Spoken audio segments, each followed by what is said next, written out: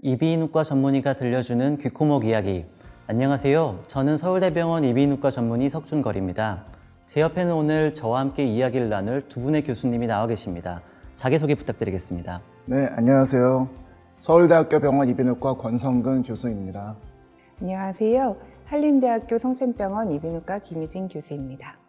권성근 교수님, 혹시 최근 유행하는 가요를 많이 들으시나요? 그리고 혹시 최근 가요와 90년대 가요의 큰 차이를 느끼고 계신가요? 네, 요새 집에서 되게 많이 듣고 있는데요. 저희 딸이 K-POP 걸그룹들 노래를 너무 좋아해서 집에서 많이 듣고 있습니다.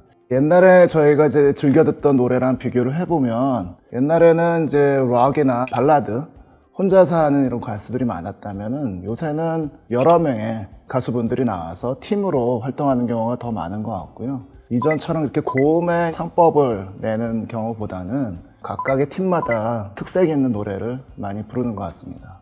네, 정확히 파악하고 계신 것 같습니다. 저 역시 기억 속에 고음을 장점으로 활용하던 가수들 중에 어느 시점이 됐더니 기존의 음역대를 잃어버리거나 목소리에 문제가 생겨서 의도치 않게 창법이 바뀌는 경우들이 기억이 나는데요. 이러한 원인이 되는 주된 성대 질환 중 하나가 바로 성대결절입니다. 지금도 성대결절로 인해 가수 활동을 포기할 수밖에 없었다라는 인터뷰들도 심심치 않게 볼 수 있습니다.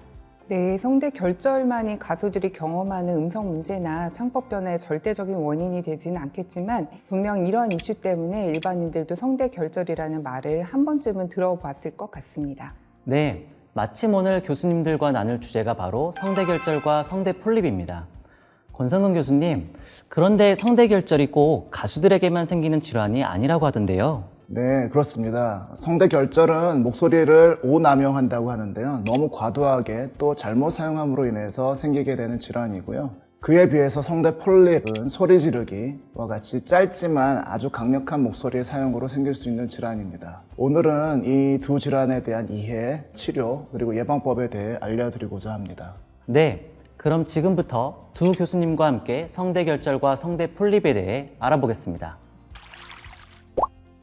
아까 질문 드렸다시피 성대결절과 폴립은 꼭 가수들에게만 생기는 것은 아니라고 하셨습니다. 이렇게 목소리를 비정상적으로 만드는 질환들은 대체 왜 생기는 것일까요?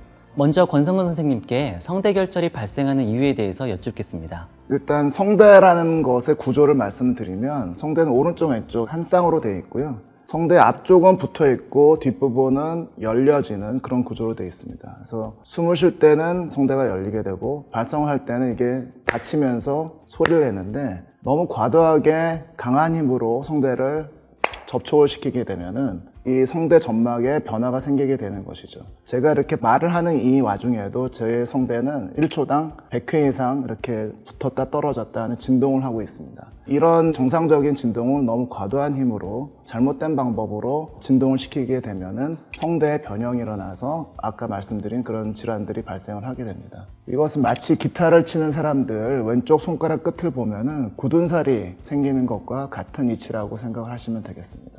네, 기타 치는 것에 비유해 주시니 이해가 너무 잘 되는 것 같습니다. 김희진 교수님, 그러면 성대폴립과 같이 급성으로 생기는 질환의 원인은 무엇일까요? 네, 권성근 교수님께서 말씀해 주신 것과 비슷한 원인으로 생각을 하시면 됩니다. 성대 폴립도 성대가 이렇게 돼서 발성을 할 때 이렇게 세게 부딪히면서 일어나는 건데요. 앞서 말씀하신 것처럼 만성적인 음성 남용 때문에도 이제 발생을 할 수 있는데 노래방에서 크게 소리를 지르는 것처럼 한번 과격하게 이렇게 이렇게 부딪히는 사용만으로도 발생할 수 있다는 것이 성대 결절과의 차이점입니다. 어딘가 우리가 부딪히게 되면 피멍이 드는 것처럼 성대도 강한 충격을 받게 되면 성대에 있는 상처가 나거나 아니면 미세한 출혈이 발생을 할 수가 있고 이러한 상처 부위가 비정상적으로 아물고 성대가 부풀게 되면 이렇게 이제 두 개가 진동을 하는데 한쪽이 튀어나오기 때문에 진동되는 데가 이제 문제가 생기면서 목소리에 이제 이상이 되게 되는 것입니다. 그래서 폴립의 크기에 따라서도 음성의 나빠진 정도가 달라질 수 있습니다. 그러면은 노래방에서 갑자기 소리를 지르거나 단체 응원 중에 소리를 지를 때도 발생할 수 있다는 얘기가 되겠군요. 권성근 교수님, 그런데 비슷하게 목을 강하게 쓰더라도 누구는 이런 질환이 생기고 누구는 생기지 않고 혹시 어떤 요인들이 추가적으로 작용할까요?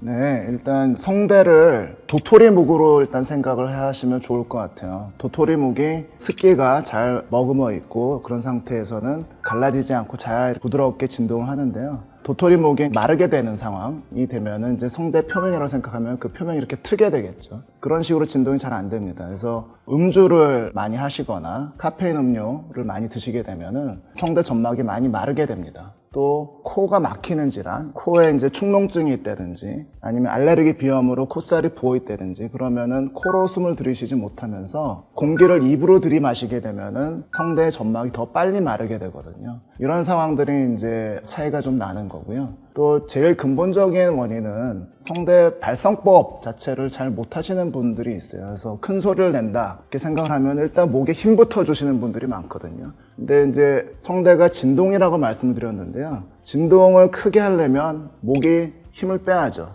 그래서 부드럽게 넓게 크게 진동이 되는데 큰 소리를 낸다고 생각하면 일단 무의식적으로 목에 힘을 팍 이렇게 주시는 분들이 있어요. 그러면은 큰 소리는 안 나고 성대에는 성대 결절과 같은 그런 변형이 생길 수가 있는 요지가 크게 생깁니다.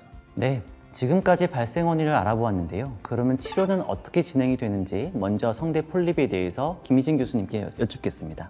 네, 성대 폴립은 발생 초기에 특히나 크기가 작은 성대가 세게 부딪히면서 발생한 출혈성 폴립의 경우에는 특별한 치료를 하지 않고 경과 관찰만 하거나 아니면 음성 치료만으로도 완치되는 경우가 종종 있습니다.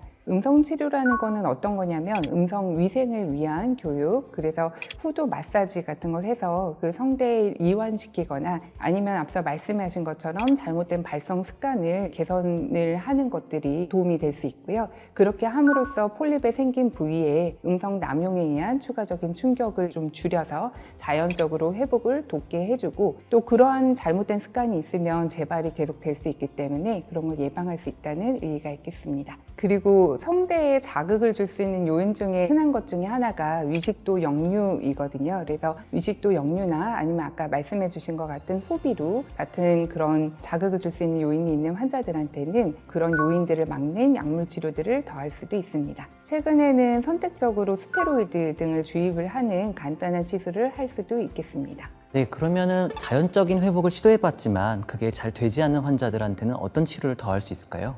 일반적으로는 한 2, 3개월 정도 지켜볼 수가 있는데요. 2, 3개월 정도 지켜봤는데 폴립이 계속 남아있을 경우 폴립이 한쪽이 이제 이렇게 튀어나 있으니까 반대쪽 성대를 계속 이렇게 주먹처럼 세게 이렇게 부딪히는 상황이 되거든요. 그러면 반대측에도 그거에 반응되는 성대 결절이 이제 생길 수가 있습니다. 그래서 음성 악화가 더 심해질 수가 있기 때문에 이러한 경우는 이제 수술을 할 수 있고요. 또는 환자분들이 내가 이제 직업적으로 음성을 빨리 개선하고 싶을 때에는 조금 더 빨리 수술을 할 수도 있습니다. 수술을 할 때에는 전신 마취를 시행을 해야 되고 구강을 통해서 접근을 해서 현미경을 이용하는 후두 미세 수술이라는 수술을 하게 됩니다. 이 수술은 성대 점막을 최대한 살리면서 폴립을 제거하는 비교적 빠르고 안전하게 할 수 있는 수술로 치료 효과는 좋은 편입니다. 다만 수술 후에 수술 부위가 회복될 때까지는 며칠 동안 목소리를 전혀 쓰지 않는 음성 휴식 기간이 필요하므로 미리 이런 수술을 하시려면 사회활동을 하시는 분들이 스케줄 조정을 좀 하시는 것들이 필요하겠습니다. 그럼 권성근 교수님, 혹시 성대 결절은 어떻게 치료를 하게 되나요? 성대 결절도 전반적인 치료 원칙은 성대 폴립과 크게 다르지는 않는데요. 일단 성대 폴립에 비해서 수술적인 치료는 최대한 뒤로 미루는 편이 되겠습니다. 우선 이제 성대를 안정시키기 위해서 가능하면 목소리의 사용을 최소화하도록 하고요. 제일 중요한 음성 치료를 하게 됩니다. 또 이제 아까 김희진 교수님께서 말씀하셨던 여러 가지 약물 치료를 병용하게 되는데요. 성대에 나쁜 영향을 줄 수 있는 인후두 역류 또는 위식도 역류라고도 하는데요. 그것에 대한 약물 치료를 한다든지 후비루가 있다든지 아니면 알레르기 비염이 있다면 그것에 대한 약물 치료를 병용합니다. 음성 치료만 잘 받아도 대개의 경우에는 80% 이상에서는 잘 회복이 되는데요.